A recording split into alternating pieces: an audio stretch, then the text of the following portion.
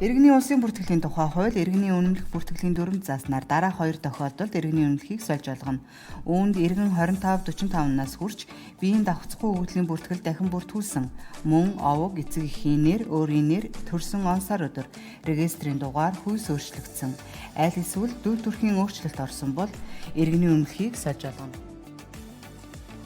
Иргэний үнэмлэхийг анх удаа буюу 16 наснд мөн 25-45 наснд сольж авах тохиолдолд тухайн иргэний цэг зургийг авч биеийн давхцахгүй өгөгдлийн бүртгэл дахин бүртгэдэг учраас өөрт хамгийн ойрхон улсын бүртгэлийн аль салбар нэгж тандан өөрчлөлөх боломжтой.